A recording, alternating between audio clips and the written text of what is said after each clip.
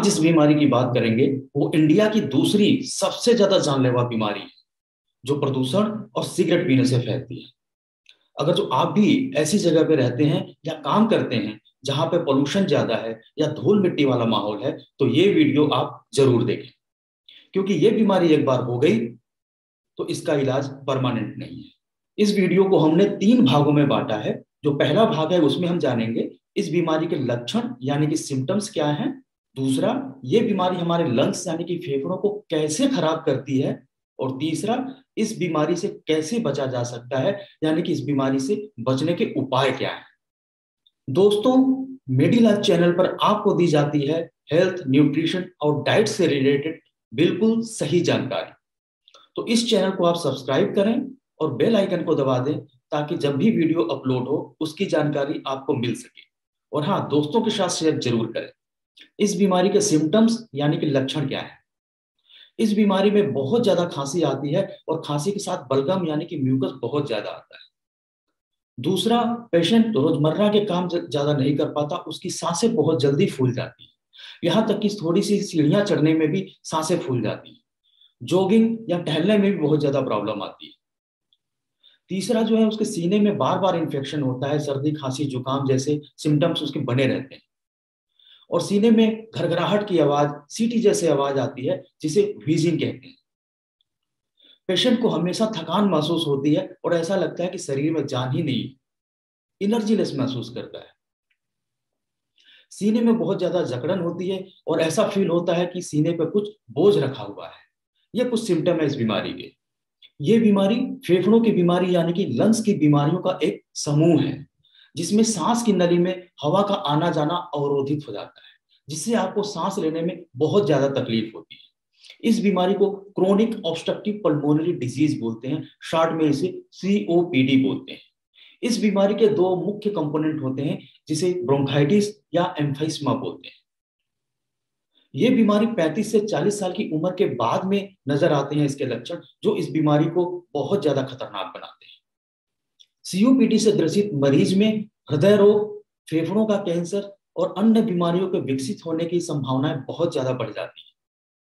ये एक प्रगतिशील यानी कि प्रोग्रेसिव डिजीज है, जो समय के साथ बढ़ती रहती है और इसे रोक पाना बहुत मुश्किल हो जाता है। दवाइयों से इसे कुछ हद तक कंट्रोल किया जा सकता है, लेकिन इसका परमानेंट इलाज नहीं है। दोस्तों, सिगरेट पीना इस बीमारी का मुख्य कारण है।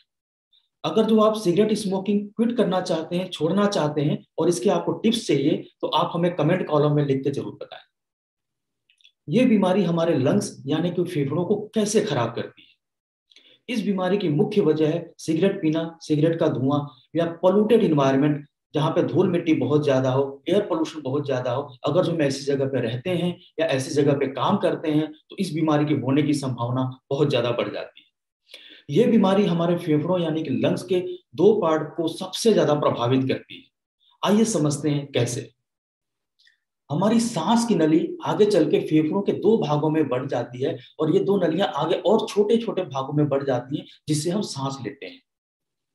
इस बीमारी में इस जो छोटी छोटी नलियां जिससे हम सांस लेते हैं, उनमें सूजन आ जाती है और उसके बाद उसमें म्यूकस यानी कि बलगम भर जाता है, जिससे हमारी सांस की गति आने और जाने में सांसों को अवरोध उत्पन्न होता है, जिसकी वजह से बहुत ज्यादा तकलीफ होती है और म्यूकस को क्लियर करने में बहुत परेशानी होती है। इस कंडीशन को ब्रोंकाइटिस कहते हैं।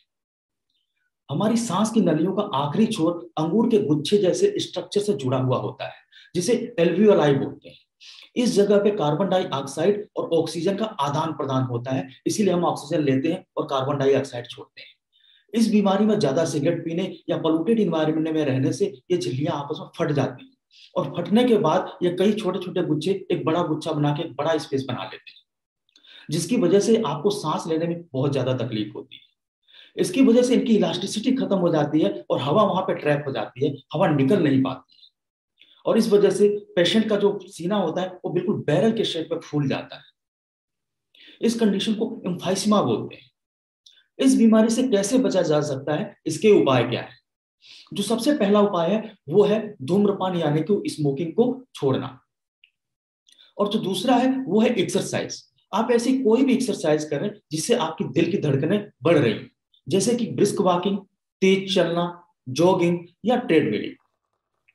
तीसरा जो है, एक कोरियन की स्टडी में पाया गया है कि जो लोग रेगुलर ग्रीन टी का सेवन करते हैं उसमें पाए जाने वाले एंटी इंफ्लेमेटरी और एंटीऑक्सीडेंट जो एजेंट होते हैं वो सीओपीडी होने की संभावना को बहुत हद तक कम कर देते हैं। चौथा जो है, हरे पत्तेदार सब्जियां, फल फूल का सेवन करना या ऐसे खाद्य पदार्थों का सेवन करना जिसमें एंटीऑक्सीडेंट की मात्रा ज्यादा हो, ये आपके लंग्स को मेंटेन करने में बहुत ज्यादा मदद करते हैं। चौथा है जो बचाव, आपको कुछ जैसे धुएं वाली चीजें जैसे कि अगरबत्ती हो गई, मॉस्किटो कॉयल हो गया, ये घर में आपने प्रयोग नहीं करना है क्योंकि इसका धुआं जो है वो बहुत ज्यादा नुकसान पहुंचाता है जो हम इनहेल और एक्सहेल करते हैं। और अगर जो आप किसी पोल्यूटेड एरिया में रहते हैं, पोल्यूशन में आपको जाना पड़ता है, धूल मिट्टी वाले एरिया में आपको जाना पड़ता है, तो आप मास्क का उपयोग करें। आप अपने लिविंग रूम और बेडरूम में हेफा फिल्टर या एयर फिल्टर का उपयोग करें और क्लीनिंग के लिए आप वैक्यूम क्लीनर का उपयोग करते हैं। तो ये कुछ टिप्स हैं जिससे आप सीओपीडी होने की संभावना को बहुत कम या खत्म कर सकते हैं। आपको ये जानकारी कैसे लगी आप नीचे कमेंट कॉलम में लिख के हमें बताएं, और अगर जो आपको किसी और टॉपिक पे वीडियो चाहिए तो भी आप वहां पे मेंशन करें। मेडिलाइफ चैनल देखने के लिए आपका बहुत बहुत धन्यवाद।